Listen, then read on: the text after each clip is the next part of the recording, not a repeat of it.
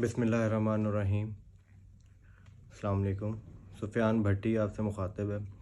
आज हम सियासत के 3-4 पॉइंट्स पे बात कर लेते हैं। सबसे पहला पॉइंट ये है कि इमरान ख़ान के लिए इलेक्शन में और पॉलिटिक्स में कोई गुंजाइश बाकी बचती है कि नहीं।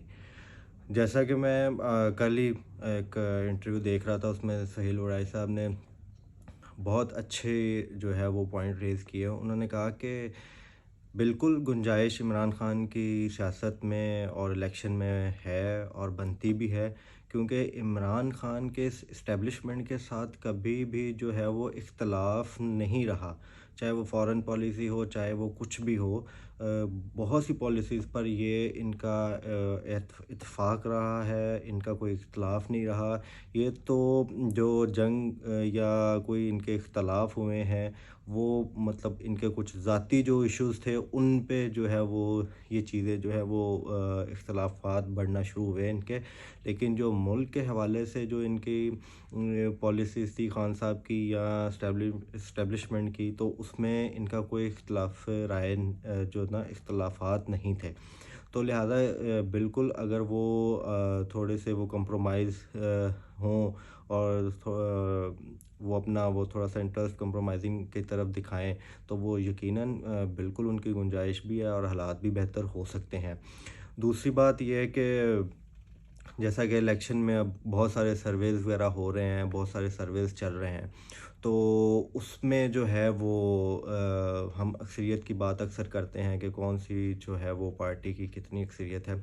लेकिन अब पीटीआई की अक्सरियत का तो आप सबको जैसे मालूम ही है कि क्या अक्सरियत है इनकी, और बहुत सारे सर्वेज़ आपने देखे होंगे। आप हर टीवी शोज़, हर यूट्यूबर, हर सोशल मीडिया पे जो भी है वो बंदा वर्क कर रहा है, वो अपने सर्विस जो है वो आवाम के साथ शेयर कर रहा है।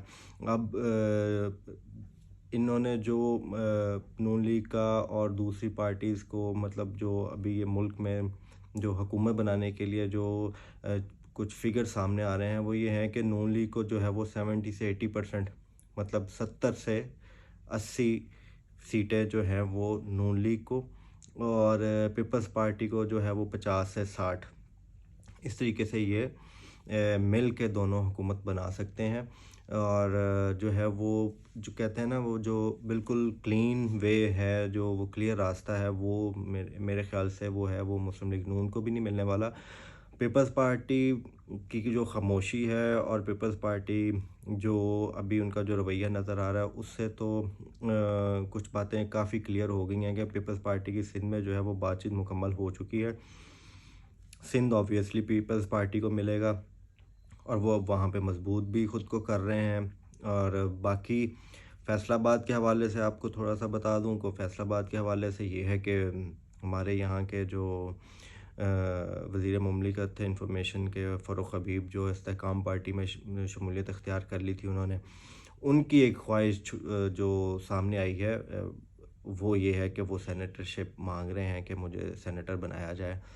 अब देखते हैं कि उनकी ये ख्वाहिश पूरी होती है या नहीं। जैसा कि आपने कल देखा कि जहांगीर तरीन साहब की मुलाकात हुई है राना सनाउल्लाह साहब से, तो उसमें उन्होंने यही सीट्स एडजस्टमेंट और अपने जो सेनेटर वगैरह जो अपॉइंट करने हैं या जो भी उनके साथ मामला तय करने हैं, उस हवाले से बातचीत थी।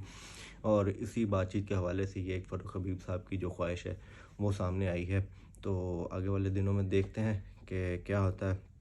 और आखिर में आपको जैसे इमरान रियाज़ ख़ान का आपने देखा होगा कि एक छोटा सा प्रोमो चल रहा है कि उनका इंटरव्यू एक आ रहा है, तो उसमें देख के बहुत खुशी हुई है कि वो बहुत अच्छे तरीके से जो है वो कवर अप कर रहे हैं और बोल रहे हैं। तो हमारी यही दुआ है कि अल्लाह उनको सेहत तंदुरुस्ती वाली लंबी ज़िंदगी अता फ़रमाए और उनको हमारे सामने ऐसे ही हँसता खेलता रखे और उनको हमेशा जो है वो खुशहाल रखे। आमीन।